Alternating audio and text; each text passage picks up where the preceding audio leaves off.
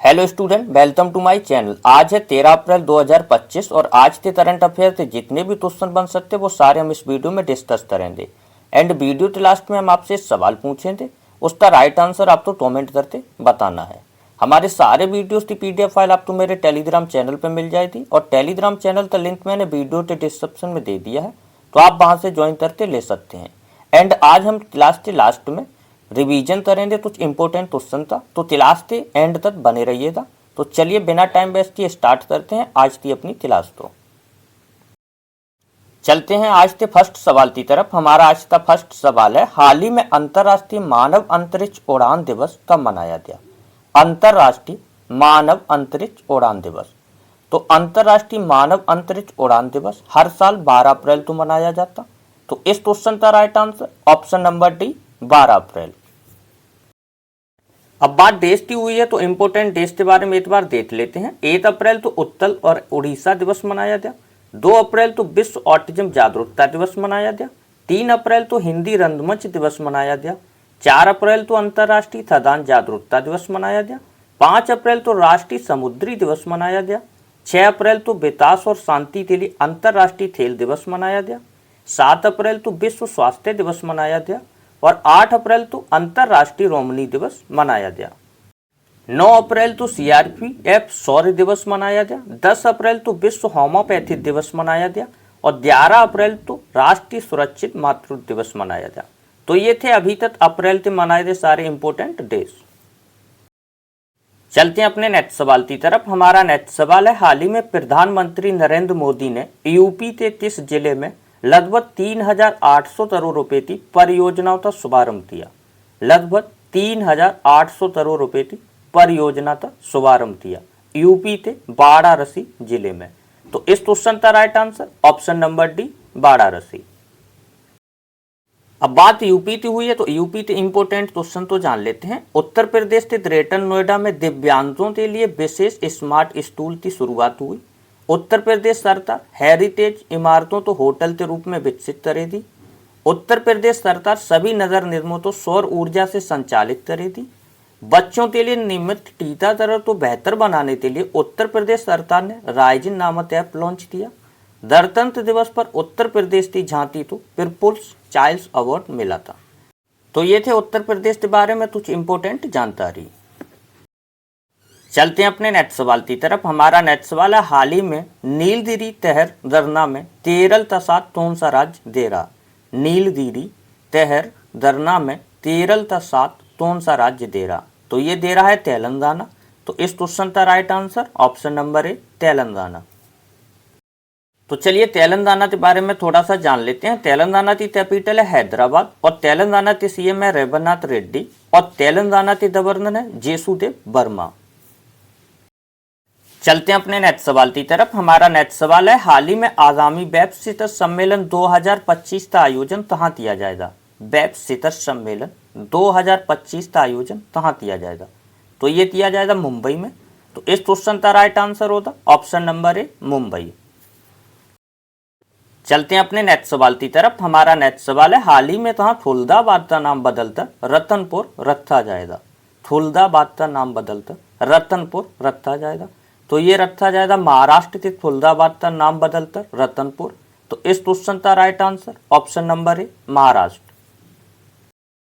तो चलिए इसको विस्तार से जान लेते हैं। दौलताबाद तो पहले देवगिरी के नाम से जाना जाता था। इसी से कुछ किलोमीटर दूरी पर फुलदाबाद शहर है जिसे रतनपुर कहा जाता था, पर मुगलों के शासक काल में इसका नाम बदला गया। औरंगजेब के निधन के बाद उसकी कब्र इसी शहर में बनाई गई थी। अब बात महाराष्ट्र की हुई है तो चलिए महाराष्ट्र के बारे में कुछ इंपोर्टेंट चीजों तो जान लेते हैं। महाराष्ट्र में एफडीए ने होम्योपैथिक चिकित्साओं तो एलोपैथिक दवा लिखने की अनुमति दी। केंद्रीय सड़क परिवहन और राजमार्ग मंत्री नितिन गडकरी ने मुंबई में सड़क सुरक्षा अभियान 2025 का उद्घाटन किया। भारत के पहले बायोब्रिम्स राष्ट्रीय राजमार्ग का उद्घाटन नागपुर में हुआ। 3 दिवसीय विश्व हिंद आर्थिक मंच का उद्घाटन मुंबई में किया गया। अश्विनी बेड़ो तो महाराष्ट्र के मुख्यमंत्री का प्रधान सचिव नियुक्त किया गया। तो ये थी कुछ महाराष्ट्र के बारे में इंपोर्टेंट जानकारी। चलते हैं अपने आज के नेक्स्ट सवाल की तरफ। हमारा नेक्स्ट सवाल है, हाल ही में किसने डिजिटल भुगतान में क्रांति लाने के लिए टर्बो यूपीआई प्लान लॉन्च किया? डिजिटल भुगतान में क्रांति लाने के लिए टर्बो यूपीआई प्लगइन लॉन्च किया। तो ये लॉन्च किया है रेजर पे ने। तो इस क्वेश्चन का right answer option number D, razor पे। चलते हैं अपने नेक्स्ट सवाल की तरफ। हमारा नेक्स्ट सवाल है, हाल ही में वैश्विक न्याय प्रेम और शांति शिखर सम्मेलन कहाँ शुरू हुआ? वैश्विक न्याय प्रेम और शांति शिखर सम्मेलन कहाँ शुरू हुआ? तो ये शुरू हुआ है दुबई में। तो इस क्वेश्चन का राइट आंसर होता ऑप्शन नंबर ए, दुबई। चलते हैं अपने नेक्स्ट सवाल की तरफ। हमारा नेक्स्ट सवाल है, हाल ही में किस राज्य ने नवा रायपुर में पहली सेमीकंडक्टर इकाई शुरू की है? नवा रायपुर में पहली सेमीकंडक्टर इकाई शुरू की। तो ये शुरू की है छत्तीसगढ़ ने। तो इस क्वेश्चन का राइट आंसर होता ऑप्शन नंबर बी, छत्तीसगढ़। चलते हैं अपने नेक्स्ट सवाल की तरफ। हमारा नेक्स्ट सवाल है, हाल ही में डीआरडीओ ने सुखोई 30 MTI से लंबी दूरी की ग्लाइड बम द्वारा का सफल परीक्षण कहाँ किया? तो ये सफल परीक्षण हुआ है उड़ीसा में। तो इस क्वेश्चन का राइट आंसर होता ऑप्शन नंबर ए, उड़ीसा। अब बात उड़ीसा की हुई है तो उड़ीसा के बारे में थोड़ा सा जान लेते हैं। उड़ीसा की कैपिटल है भुवनेश्वर और उड़ीसा के सीएम है मोहन चरण मांझी और उड़ीसा के गवर्नर है हरि बाबू थम्बापति। चलते हैं अपने नेक्स्ट सवाल की तरफ। हमारा नेक्स्ट सवाल है, हाल ही में विश्व हवाई अड्डा रैंकिंग 2025 की सूची में शीर्ष पर कौन रहा? विश्व हवाई अड्डा रैंकिंग 2025 की सूची में शीर्ष पर सिंगापुर हवाई अड्डा रहा। तो इस क्वेश्चन का right answer option number D, Singapore हवाई अड्डा। तो चलिए इसके बारे में थोड़ा सा विस्तार से जान लेते हैं। एविएशन इंडस्ट्री में एशियाई ने एक बार फिर अपनी चमक बिखेरी है, जहां उसके 3 हवाई अड्डों ने वर्ल्ड एयरपोर्ट अवार्ड 2025 में शीर्ष स्थान हासिल किए।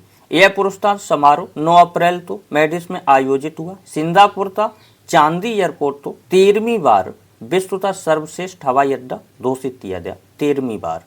इसके बाद दोहा का हमौदा इंटरनेशनल एयरपोर्ट दूसरे स्थान पर रहा और जापान का टोक्यो इंटरनेशनल एयरपोर्ट तीसरे स्थान पर रहा। चलते हैं अपने नेक्स्ट सवाल की तरफ। हमारा नेक्स्ट सवाल है, हाल ही में आसियाना भारत वस्तु व्यापार समझौते से संबंधित संयुक्त समिति की 8वीं बैठक कहाँ संपन्न हुई?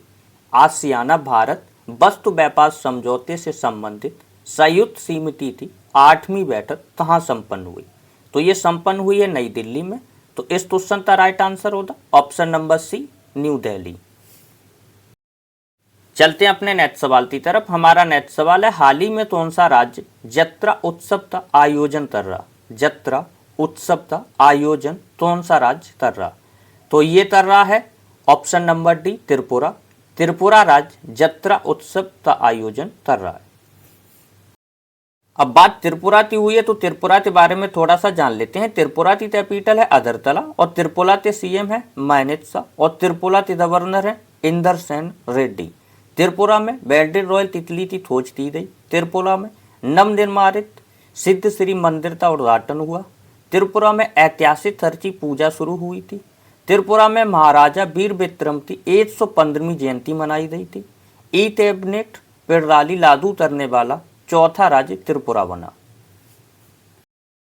चलते हैं अपने नेक्स्ट सवाल की तरफ। हमारा नेक्स्ट सवाल है, हाल ही में 1 करोड़ पौधे लगाने वाले वृक्ष पुरुष पद्मश्री रमैया का निधन हो गया। वो कहाँ से थे? तो ये तेलंगाना के रहने वाले थे। इन्होंने 1 करोड़ पौधे लगाने वाले पुरुष हैं ये, और इनको पद्मश्री सम्मान भी मिला है। इनका हाल ही में दिल का दौरा पड़ने से निधन हो गया।